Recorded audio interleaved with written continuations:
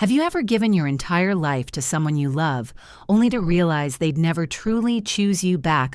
I'm Clara, 64, a YouTube storyteller who's spent years sharing tales of resilience, often drawing from my own journey as a nurse and widow. But today's story cuts deeper than most. When my husband Henry died at our kitchen table, I called my only son Liam to tell him the devastating news. His response: "It's Charlotte's birthday, Mom. Can we talk tomorrow?" He didn't just miss his father's funeral, he chose a birthday brunch over standing by my side as I buried the man who raised him. 3 weeks later, he received a letter from my lawyer that changed everything. I did something he'll never forget, and I never said a word.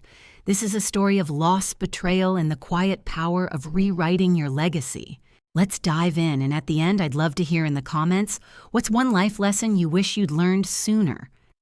Stay with me, because this journey is raw, real, and might just change how you see the people you love. It was a crisp Tuesday morning, June 5, 2022, when my world shattered. Henry and I were sitting at our kitchen table in our Chicago home, the same table where we'd shared 42 years of breakfasts, late-night talks, and crossword puzzles. He was halfway through a joke about the cream I'd bought. "If I drop dead from this powdered nonsense, you'll finally know real guilt." He chuckled, tapping his spoon against his mug. I laughed, rolling my eyes. The butter knife in my hand, spreading jam on toast. Then his hand twitched, the spoon slipped, and his eyes widened a look I'll never forget, like he'd forgotten how to breathe. I dropped the knife, the clatter echoing as I ran to him, screaming his name, but he was already gone. His body slumped before I could even dial 911, before my knees hit the cold tile, before I could ask if it was another of his silly pranks. It wasn't. The operator's voice was calm, guiding me through chest compressions, but I knew. I knew from the way his head slumped against his shoulder, from how cold his fingers felt, when I held them, whispering his name like a prayer. The paramedics arrived, their words, massive, unrecoverable DNR, floating around me as I stepped aside, numb. The house felt too loud and too quiet, at once the ticking of the clock on the wall, a cruel reminder of time moving forward without him. I sat on the edge of our couch, staring at the floor as they covered him, telling me there was nothing more they could do. My hand shook as I picked up my phone to call Liam, my only son. The boy Henry and I had raised together through every scraped knee, every late-night fever, every milestone. It rang 5 times before he answered, his voice flat, distracted. "Liam." I managed my voice trembling. "It's Dad. He just collapsed. He's dead." There was a pause, a silence that stretched too long, and then he said, "Oh, Mom, today's Charlotte's birthday. Can I call you later?" I didn't understand the words at first. They felt like a hallucination, a cruel trick of my grief-stricken mind. But then he added, "She's got this whole brunch planned and we've got people over." I couldn't speak, couldn't scream, couldn't sob, just silence. My hand lowered the phone on instinct, hanging up before I could hear more words that would shatter me further. The room hummed with pressure, my ears ringing as I looked at Henry's chair where he'd sat just moments ago, his body still there, a silent monument to everything we'd built. I sat beside him for what felt like an hour, holding his cold hand, the coroner arriving to ask if I wanted a moment. I didn't. What was the point? The moment I needed was gone. I went upstairs, locked our bedroom door, and lay on our bed, the sheet still smelling of his aftershave. Henry's phone was on the nightstand, and I picked it up, hoping for something, anything, a voicemail, a text, a sign he'd known what was coming. There was a missed call log from last night, 10:42 p.m. to Liam. No voicemail, no answer. Henry had tried to reach him, maybe sensing something was wrong, maybe just wanting to hear his voice. And Liam had ignored it. I held the phone to my chest, the weight of 42 years of marriage pressing down on me, a house full of memories, a man who'd worked every day to give us a life now gone, and our son nowhere to be found. The funeral was a blur of condolences and whispers held 3 days later at our church. I stood alone at the front, my black dress heavy on my shoulders, the scent of lilies from the casket filling the air. "Where's Liam?" People murmured. Did he miss his flight? Is Charlotte okay? Even Henry's old friend, Tom, leaned over during the service, his voice low. "I thought your boy would be here today." I nodded, the words breaking me in half. But I stayed silent, my hands clasped tight to hide their trembling. The night before, I'd called to confirm the funeral time, and Charlotte answered her tone, clipped, "Liam still thinking about it." We booked a weekend getaway, and cancellation fees are steep this close. I'd stared at the phone, blinking as she rambled about her birthday being important too. The words, a knife in my already bleeding heart. Liam didn't show up, not in the pews, not at the graveside, not even in the parking lot. After the service, Henry's coworker Michael approached me by the coffee urn in the fellowship hall, his voice low. "Clara, I don't know if this helps, but Henry mentioned a few months back that Liam was struggling. He said he'd been sending him money, a lot of it, but he didn't want you to worry." I froze, the styrofoam cup burning my hand. Money struggling, so I'd had no idea. Henry and I didn't keep secrets we'd agreed on that the day we merged our bank accounts, the day we picked out Liam's crib. But now, standing in that hall, surrounded by mourners, I realized I didn't just lose Henry. I'd lost Liam too long before that birthday brunch. That night, I went home alone, the silence in our house unbearable. I poured a glass of wine, sat at the kitchen table where Henry had died, and stared at his empty chair. I opened my phone, and there it was, an Instagram post from Charlotte. Her in a bright pink dress holding a mimosa captioned, "Best birthday ever, love my hubby." The photo was a punch to my gut, the rage rising cold and sharp, replacing the grief I'd been drowning in. Something shifted inside me, not just pain, but a clarity I hadn't felt in years. I didn't know what I'd do next, but I knew I couldn't let this betrayal define my legacy. Sitting at that kitchen table, the same spot where Henry had taken his last breath just days ago on June 5, 2022, I felt the weight of Charlotte's Instagram post like a stone in my chest. Her bright pink dress, her mimosa, her caption, "Best birthday ever." "Love my hubby" was a slap in the face, a public declaration of Liam's choice to prioritize her over his father's funeral over me. The rage that had been simmering since that phone call.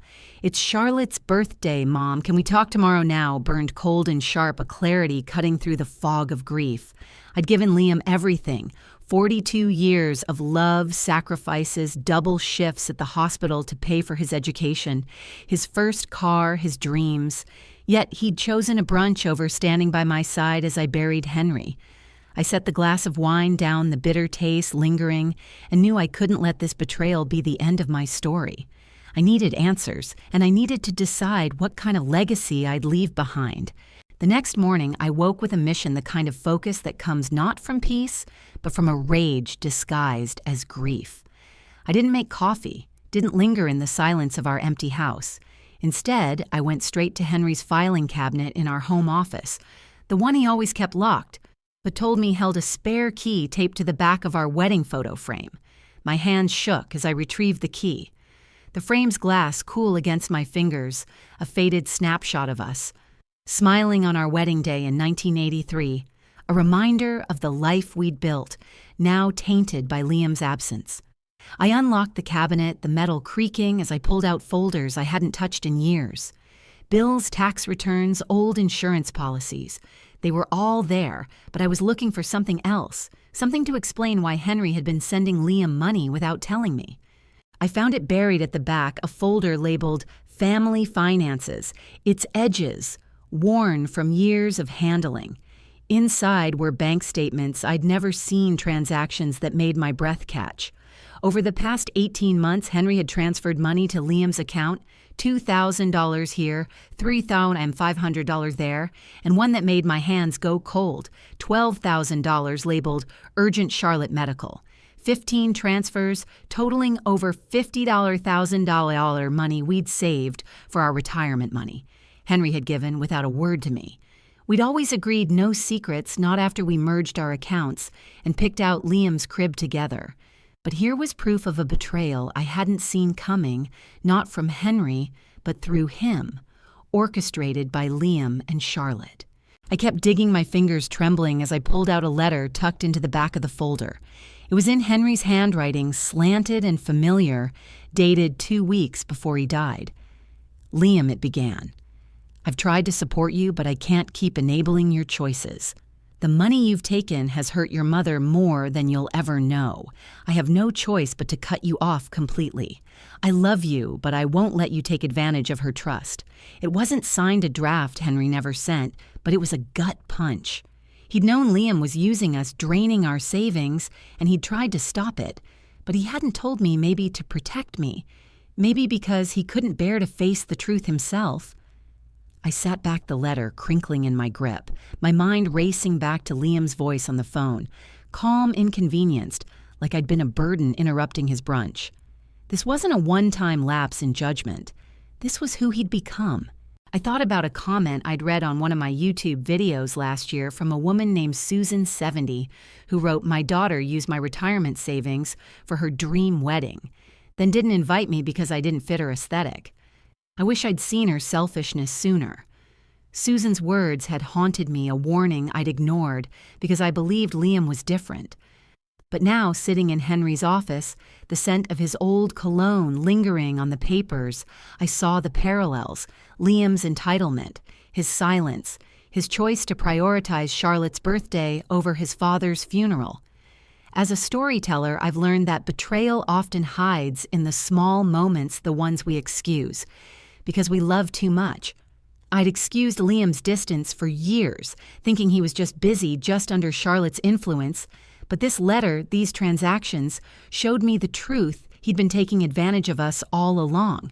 I poured another glass of wine, the bitterness on my tongue mirroring the bitterness in my heart, and sat at the kitchen table staring at Henry's empty chair. I thought about the sacrifices we'd made for Liam. Henry working overtime as a mechanic to pay for Liam's college, me taking extra shifts at the hospital to cover his car payments, the countless nights we'd stayed up worrying about him. And now I was alone. Henry's laughter, a memory. Liam's absence, a wound that wouldn't heal. I opened my phone again, scrolling through Charlotte's Instagram. Her posts a parade of luxury vacations, designer bags, a new car, all while Henry and I had been quietly draining our savings to help them. The rage grew colder, sharper, and I knew I had to act not out of spite, but to protect what was left of Henry's legacy, to honor the man who'd loved me enough to try, even if he couldn't finish what he started. A week after the funeral, Liam and Charlotte showed up unannounced, their car idling in my driveway, like they were ready to bolt at the first sign of trouble. Liam stepped out, his face drawn his eyes, avoiding mine, while Charlotte followed in heels too high for a driveway confrontation, her perfume heavy with entitlement. Mom Liam started his voice hesitant, but I stepped aside without a word, leading them into the living room where Henry's chair sat, untouched, a silent monument to everything Liam had ignored. I offered coffee out of habit, but he declined, fidgeting on the edge of the couch like he was waiting for a commercial break to escape. I sat across from him, the letter and bank statements in a folder on the coffee table between us, and turned on my phone's recorder. I didn't trust him not to gaslight me later, not after what I'd found.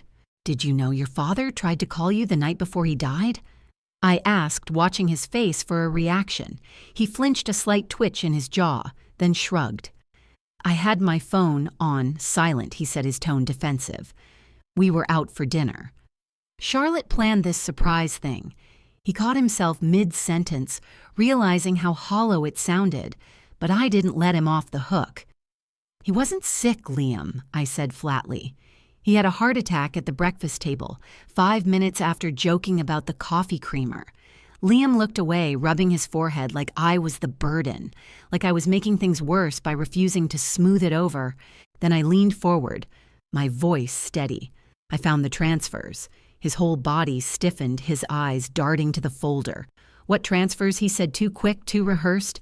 I slid the bank statements across the table, the $50,000 in withdrawals laid bare. "The money your father sent you, $12,000 for Charlotte Medical. $3,500 here, $2,000 there. He never told me, but you knew, didn't you?" Liam's face drained of color, his mouth opening then closing. It was, "We needed help," he stammered. "Charlotte had medical bills and we were struggling." I pulled out Henry's letter, the draft he never sent, and read aloud. I can't keep enabling your choices. I won't let you take advantage of your mother's trust." Liam's hands clenched, his voice low. He didn't mean that. I looked at him. My son, the boy who'd once fallen asleep on Henry's chest during Sunday football, the teenager who'd helped build his father's shed in the backyard and saw a stranger, a man who'd learned to rationalize his betrayal. Beside him, Charlotte smirked, her expression a mix of triumph and disdain, like she couldn't conceive of herself as a threat. I felt nothing but cold clarity. This wasn't a mistake. This was who Liam had become, and Charlotte had helped him get there. I knew then that I had to protect what was left of Henry's legacy, not just for me, but for Grace, my granddaughter, the only one in this family who still had a chance to see the truth.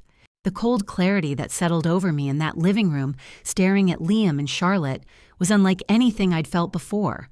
On June 5, 2022, I'd lost Henry at our kitchen table, and in the weeks that followed, I'd lost Liam too, not to death, but to his choices, his entitlement, his betrayal. The bank statements on the coffee table showed over $50,000 Henry had secretly sent to Liam. Money meant for our retirement drained to fund Liam and Charlotte's lifestyle, while they hid behind excuses like Charlotte Medical. Henry's unsent letter, "I won't let you take advantage of your mother's trust," was a testament to his love for me, but also his failure to protect us from Liam's greed. Charlotte's smirk. Liam's deflections. He didn't mean that confirmed what I'd feared. My son was no longer the boy I'd raised. He'd chosen Charlotte's birthday brunch over his father's funeral, and now, sitting across from me, he couldn't even look me in the eye. I knew I had to act not for revenge, but to honor Henry's legacy and protect Grace, my granddaughter, from the same betrayal. I stood the folder of evidence still in my hand and walked to the window, the late morning light casting shadows across the room. "You chose Liam," I said, my voice steady, my back to them. "You chose Charlotte's birthday over your father's funeral over me. You chose to take our money without a word, to let Henry carry that burden alone. I'm done being the mother who excuses everything because I love you." I turned to face him, my gaze hard. "I'm rewriting my will. You and Charlotte won't get a cent. Not the house, not the savings, not Henry's stocks. It's all going into a trust for Grace." Liam's face drained of color, his hands clenching the armrests of the couch. Charlotte's smirk vanished, her eyes narrowing as she stood, her heels clicking on the hardwood floor. "You can't do that." She snapped, her voice sharp, her perfume heavy in the air. "That money's ours. We've been counting on it. Liam's your son."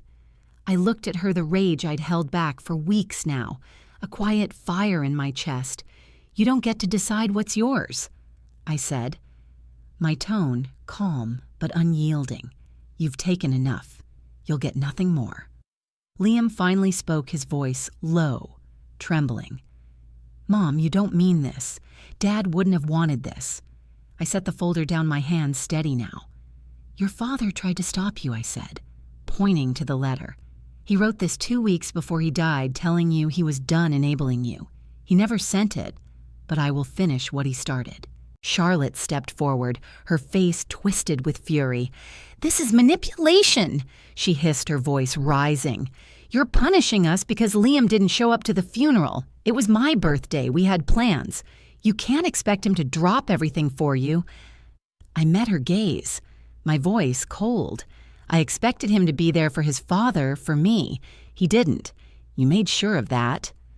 Liam stood, his hands raised like he could stop the storm brewing between us. "Mom, please," he said, his voice breaking. "I didn't mean to hurt you. We were struggling. Charlotte needed the money for her treatments." I shook my head, the lie too obvious now.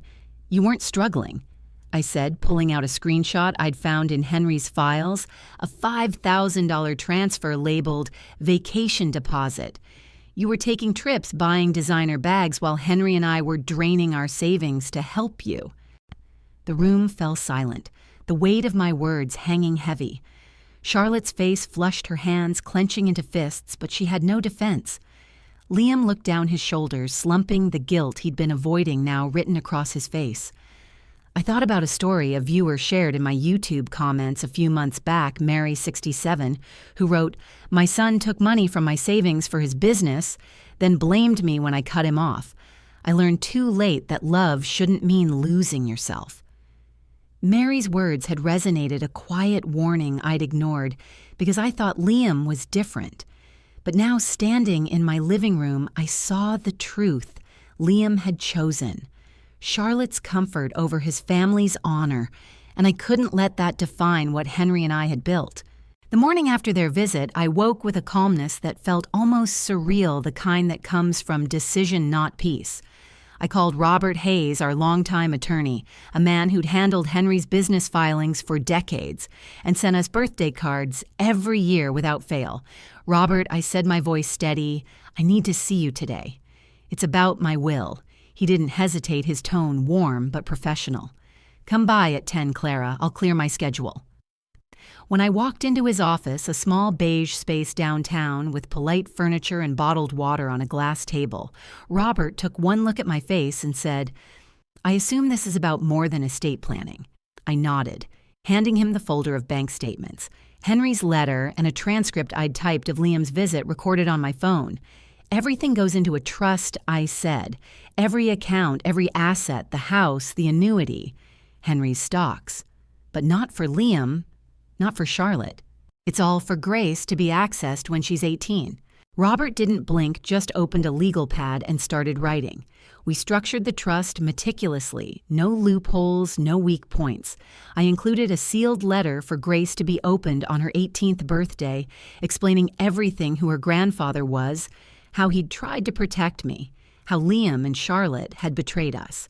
I also added the transcript of Liam's visit, confirming the financial abuse and emotional abandonment, ensuring the trust was legally sound and morally justified. "This is solid," Clara Roberts said, reviewing the documents. "They won't be able to challenge it." I nodded, the weight of my decision settling over me like a shield. I wasn't doing this out of spite. I was doing it to protect Grace, to give her a chance at a future untainted by her parents' greed. 3 weeks after Henry's funeral, the letter from Robert's office arrived at Liam and Charlotte's home, sent by certified mail with a delivery confirmation that hit my inbox at 11:13 a.m. I imagined Liam standing in his kitchen, flipping through envelopes like it was any other Wednesday until he saw the law firm's logo stamped in the corner. I knew the moment he opened it because he didn't call, didn't text, didn't email, not that day, not the next. But Charlotte did her texts a flurry of passive-aggressive venom. "This is ridiculous, Clara. You can't do this to us. We deserve that money. You're being selfish." I didn't respond. I'd said everything I needed to through that letter. A week later, Liam called, his voice hesitant, almost pleading. "Mom, I just got the letter," he said, like I didn't already know, like the last 72 hours hadn't been thick with the weight of his reaction. "What did you do?" I let the silence stretch, my voice calm when I finally spoke. "Nothing," I said, "just let the silence speak." He paused, then asked, "Is this real?" I answered. "You tell me." Another long pause. Then his voice cracked. I didn't know Dad felt that way. I snapped, not screamed, just sharp enough to cut through his excuses. "He did, and you didn't care enough to show up when it mattered?" Charlotte's voice came through in the background, shrill and furious. "She's trying to control us, Liam. She's punishing us for living our lives." I spoke directly to her, my tone cold. "I'm protecting what's left of Henry's legacy from your entitlement." Before she could respond, I hung up the boundaries set in stone. They showed up on a Sunday afternoon unannounced, Charlotte stepping out of the car in those same high heels, Liam trailing behind like he wasn't sure if he was there to support her or contain her. I opened the door and Charlotte started in immediately, her voice dripping with accusation. "You're manipulating Liam with this trust nonsense." She said, her perfume heavy, her words heavier. "You can't just cut us out like this. We've been counting on that money." I stepped aside, letting them in, my eyes flickering to the hallway where I knew Grace was listening, her small frame hidden by the shadows. I needed her to hear this, not to hurt her, but to protect her with the truth. Charlotte strutted into the living room, her voice rising. You're punishing us for missing the funeral. It was my birthday, we had plans. You can't expect Liam to drop everything for you. I met her gaze, my voice steady. I expected him to be there for his father, for me. He wasn't. You made sure of that. Liam sat silently, his eyes on the floor, his hands fidgeting. Do you agree with her? I asked, my tone sharp. He didn't answer, just swallowed his silence louder than Charlotte's fury. It confirmed everything. He wouldn't stand up to her, wouldn't defend me, wouldn't honor Henry's memory. I felt Grace's presence in the hallway, her quiet listening, a reminder of why I was doing this for her, for the future. Henry and I had dreamed of a future Liam and Charlotte couldn't destroy. The confrontation with Liam and Charlotte left the air in my living room heavy, their words, Charlotte's accusations, Liam's silence echoing like a storm that had finally broken. On that Sunday afternoon, just weeks after Henry's death on June 5, 2022, I stood firm knowing Grace was listening from the hallway, absorbing the truth I'd fought to protect her with. Charlotte's fury. You're manipulating Liam with this trust nonsense, and Liam's refusal to defend me confirmed what I'd already decided. I'd rewritten my will, placing everything into a trust for Grace, ensuring Liam and Charlotte wouldn't touch a cent of Henry's legacy. As they stormed out, Charlotte's heels clicking down my driveway, Liam trailing behind, with his head bowed, I felt a quiet resolve settle over me. I wasn't the mother who stayed silent anymore. I was Clara, 64, a woman who'd given everything to her family, only to reclaim her power when they chose to erase me. The days that followed were a strange mix of peace and tension. Liam and Charlotte didn't call again, their silence a confirmation of the boundary I'd set. I imagined them in their home. Charlotte pacing in her high heels, Liam staring at the floor, both grappling with the reality that their entitlement had cost them everything. I didn't feel guilt, didn't feel regret, just a quiet hum of clarity, like the first morning light after a long, dark night. I spent those days in my garden, the roses Henry and I had planted years ago blooming in vibrant pinks and yellows, their scent a balm for the wounds I'd carried since his death. I'd sit on the porch with a cup of black coffee, the Chicago breeze cool against my skin, and think about the life we'd built, 42 years of marriage, a house filled with memories, a legacy I'd fought to protect. One afternoon, as I was pruning the roses, Grace came over, her small frame hesitant at the garden gate. "Grandma," she said, her voice soft but steady. "Can I talk to you?" I nodded, setting down my shears, and we sat on the porch steps, the sun warm on our shoulders. She pulled out a USB drive, her hands trembling slightly. "I found this in my room," she said, her eyes wide but determined. "I recorded things, stuff Mom and Dad said. I thought, maybe you'd need it." I took the drive, my heart racing as I plugged it into my laptop later that day. The folders were named by date, each one a window into Liam and Charlotte's world, recordings of phone calls, screenshots of texts, even videos filmed from behind Grace's bedroom door. One recording labeled "Kitchen Night" made my stomach twist. Charlotte's voice, low and conspiratorial, whispered into her phone, "If we push just a little harder, she'll crack. We'll say she's confused, maybe get the lawyer to question her state of mind." Another, a text screenshot between Liam and Charlotte, read, "We're not counting on the money right now anyway.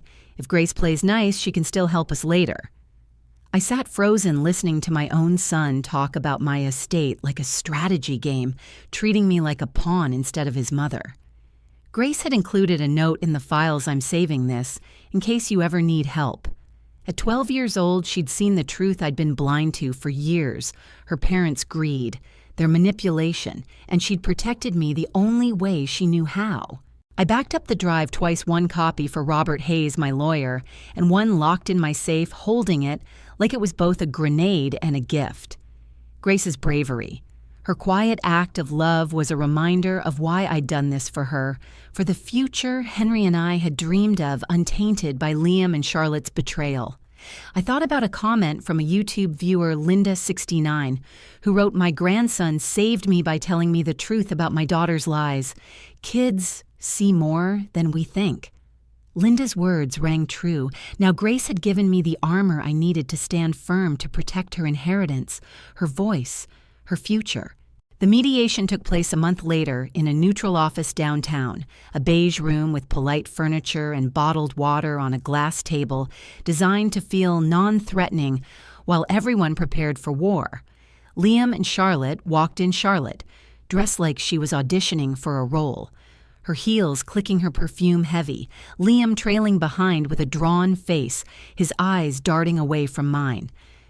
The mediator, a woman in her 50s with a no-nonsense demeanor, listened as Charlotte launched into her narrative, painting me as grief-stricken and vengeful, suggesting my decisions were driven by emotional instability and potential cognitive decline. I watched her rehearse her victimhood, her voice rising while Liam sat silently, his hands rubbing together like he was trying to erase his guilt. When it was my turn, I didn't raise my voice, didn't tremble. I passed the folder across the table, bank statements, Henry's letter, Grace's recordings, and said, "This is why." The mediator flipped through the evidence, her expression shifting as she listened to Charlotte's voice on the recording. "If we push just a little harder, she'll crack." Charlotte's face drained of color, her hands clenching as she sputtered, "She's 12. She doesn't understand context, but it was too late. The words were out. The recording's undeniable. The mediator turned to Liam, asking if he'd like to speak. He said nothing, just stared at the floor, his silence a confession. I spoke softly, my voice steady. "She tried to warn you." Charlotte exploded, slamming her hand on the table, her voice a shriek. "You're a monster, Clara. You're tearing this family apart." I looked at her unmoved. "You did that when you chose a birthday over a funeral." The mediator stepped out, returning after a tense silence to inform us there was no basis to challenge the trust. It was legally sound, morally justified, and backed by overwhelming evidence, including Grace's statements. Charlotte didn't come back in her absence, a small victory. But Liam stayed, his voice barely a whisper. "I just wanted peace," he said, his eyes still on the floor. I met his gaze, my tone firm. "You don't get peace from silence. You get it from standing up when it matters." He nodded slowly, the weight of his choices finally sinking in. But it was too late. The trust was set. Grace's future protected, Henry's legacy preserved. Months later, on Grace's 13th birthday, she came to me with the letter I'd written for her 18th birthday, unopened, still sealed. "I wanted to read it with you." She said, her eyes wide but steady.